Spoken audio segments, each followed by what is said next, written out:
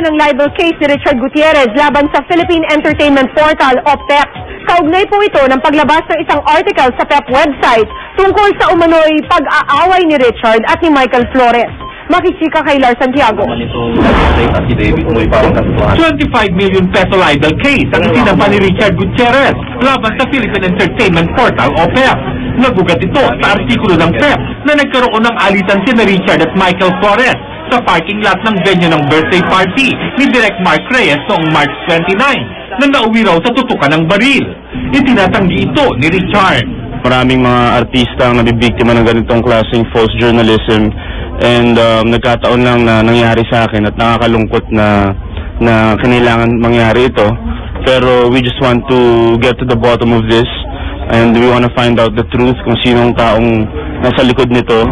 Kasama ni Richard ang mga magulang na sina Eddie Gutierrez at Annabel Rama at mga kapatid na sina Rufa at Raymond. Naroon din si Bubbles Paraiso na tumatayong saksi ni Richard. I have my whole family behind me and my fans are supporting me. I want to thank them. We're very serious with the case and we're going to push through with it.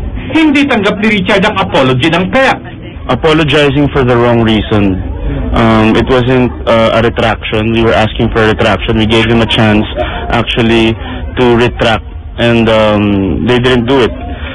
So pinalabas nila na may nangyari pa rin, na hindi lang nila ako kinuna ng statement at may nangyari pa rin ganong klaseng insidente.